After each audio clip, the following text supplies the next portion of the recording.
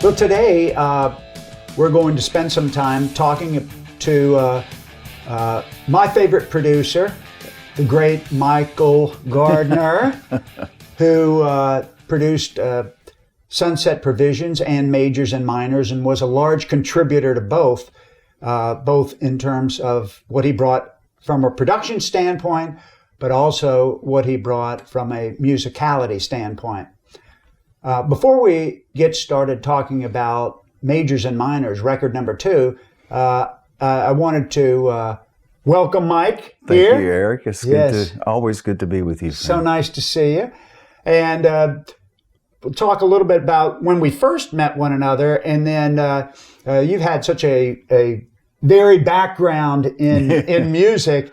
I think it'd be fun for listeners to hear some of your interesting stories. But when coming up with the idea of doing the first record, our very good friend Tom Yoder suggested you be my producer, as you produced some of Tom's acoustic records back in the day. And I remember the first time you and I met, we went out and had a little dinner and got to know one another, and it was love at first sight. But really, I shared with you some of the ideas that I had, and you were right on top of it. And then when we were in the studio, you made everything, as you always used to say, mo better. Mike, you've been around music your whole life, and when did you get started in music? I started playing when I was 12, and I don't know, I just took to it like water. Right. And when I was 15, I started playing professionally. That was with guys a lot older than me, Right. And or at least I was getting paid, and it was my only job. That's the. It takes me back to days when my brother's band would rehearse in my parents' carport. Okay. And we lived way out in the boonies. But all the kids would ride their bikes over to our house, and then that's when I understood the girls really like guitar players. And this is in North Carolina, right? Yes, yes. Because I know you're from North Carolina. Tiny little town in North Carolina. And then ultimately you played professionally and toured. So I want to talk about that, and I want to talk about some experiences that you've had. But what were some of the bands that you were in, and what type of music, and where did you tour? Right. When I first started, my brother was a drummer in a soul band. Oh. And man, we had this black singer. Oh my God, he was just gorgeous. All the women loved him, and his name was Timmy Love. Oh well, that's a perfect name. Yeah. But I grew up playing. Started out. I played guitar, but their bass player quit. So my brother and I had the idea that I bought a guitar and we turned it into a bass. Oh. It was a short scale bass, but it worked for a while until I could actually get a real bass. And so we grew up playing Sam and Dave, Otis Redding, Wilson Pickett, that kind of stuff. When we were, when I was a senior in high school, for 2 years in a row we had won the local battle of the bands, which was put on by the JCs. And then you would go, if you won your local, you went to the state battle of bands, which was held at Dorton Arena in Raleigh. And we came in third, but they only had real prizes for the first 2. But we won a contract with a booking agent in Charlotte called Hit Attractions. And, after that summer was over, I just couldn't wait to get out of that little town. And so both my brothers were living in Charlotte, so that's where I went there, and was in a music store one day, and some cats were in there and heard me, playing a guitar like this unplugged. And they said, "Wow, man, you want to be in a band?"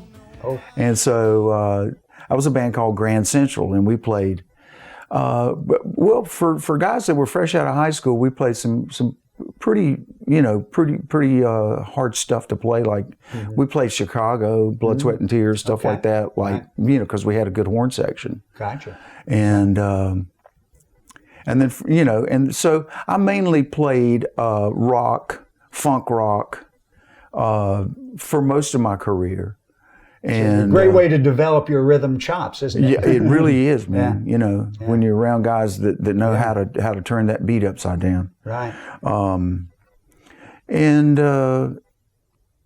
then I was in a band called Wide Open, which was we played some Chicoria and some Return to Forever and some stuff like that. Which, for those that don't know, is more jazz. Yeah, it's fusion jazz. Fusion jazz. Right? And so I'm sure we didn't play it perfectly, but we were pushing our boundaries. We were trying to be the very best players that we could be, and we pushed each other, and it made us all better. But after that, I moved to Los Angeles, and got a publishing deal out there, which saved my ass, because it was money coming in that I wasn't making while I was playing. But were you playing in a band out there, or no writing music? I was writing. I was music. writing PKM's first songs. Okay, now PKM then is the band that you ultimately got in. That's right. That was the P and the K and the M. M stands for Mike. I know that. Yeah, right. So it was Pee Wee Watson and Kenny Soul, and when I got my group of songs together, they were still touring with. They were the opening act for AC/DC on the Back in Black tour, and so when they played at Long Beach, they came out to where I was living out in Ventura County, and we hung out.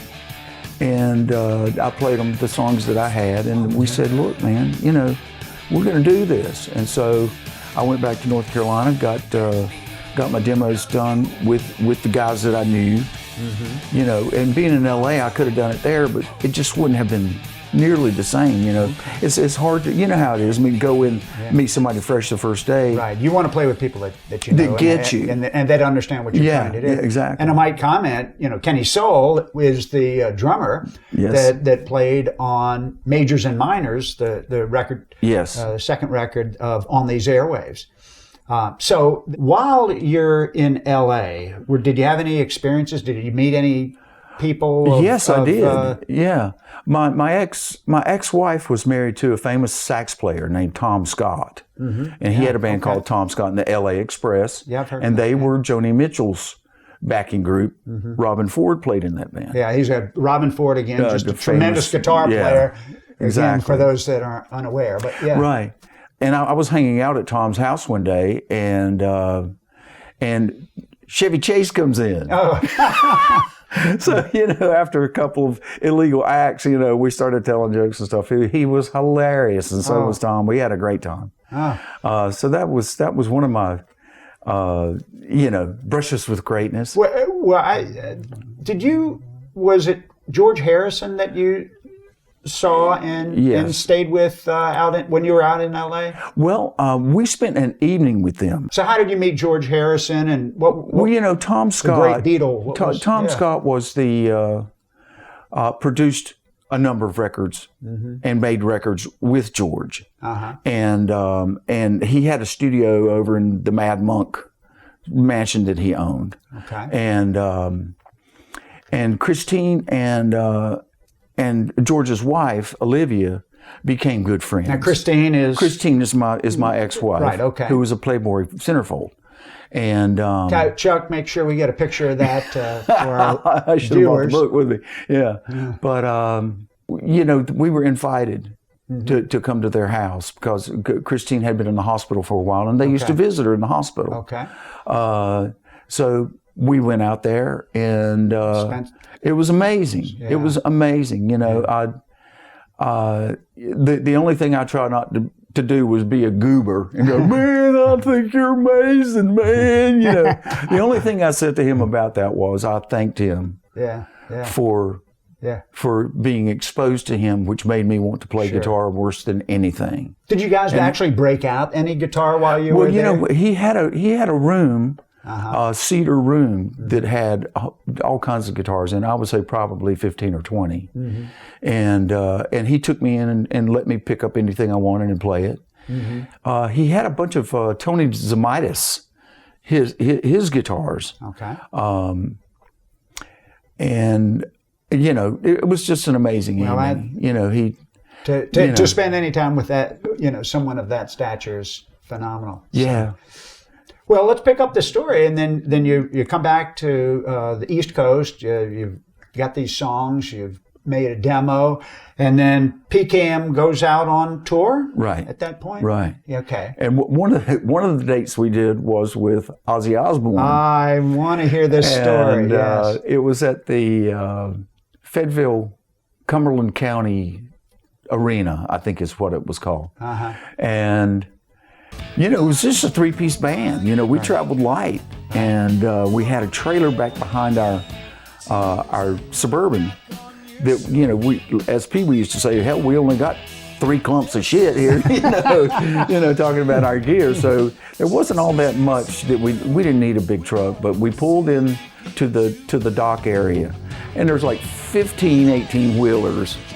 Lined up, and they all got sound and lights and band equipment and everything else. Doing the load in for Ozzy, getting everything set up for their show. So we pull our little trailer in there, and one of Ozzy's, I guess he's probably the oldest crew guy that Ozzy had, comes out and looks at the trailer, and on the back of the trailer has got Show Dogs, a bumper sticker, and he looks at it and he goes, "What the F is that? Ozzy's goat?"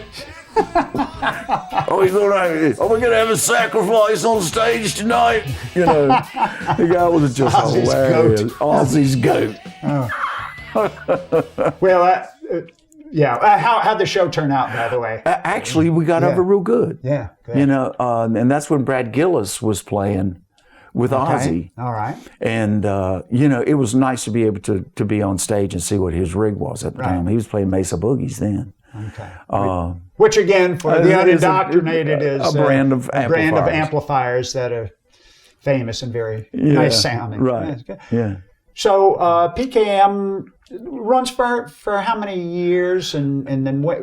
81 to around 87, 88, somewhere in there. We made an album. Yeah. Locally and regionally, it was successful. I want to interrupt. I know you told me that you spent some time in London as well. I don't know if that was after PKM. That was actually prior to. It was prior. And while you were in London, do you have any experiences there that jump out? Yeah. When I first moved there, I was going to be working with my brother-in-law.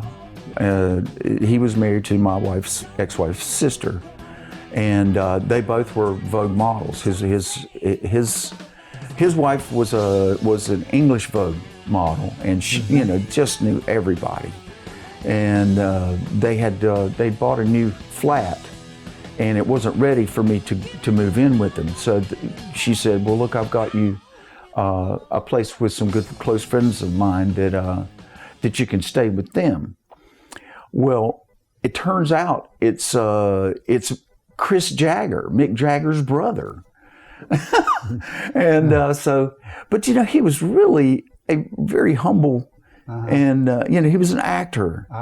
And kind of, I guess, had just told his brother, "Look, man, I'm just going to do this on my own. Okay. I'm not going to tell people that I'm your brother so I can get my foot in the door." Right. So I always admired him for that point of view. Punk was going on then, and I had the hair down to here, and so I was the exact opposite of what they were looking for in a guitar player. Yeah. Right. But we did write some pretty good songs. But what a great experience. The one other thing about that trip was the sax player that was in our band was a guy named Michael Wilding, who is Elizabeth Taylor's son. So met some interesting people through him as well. Nice. I just felt like I got dropped into this upper echelon of English society, sort of, but it wasn't.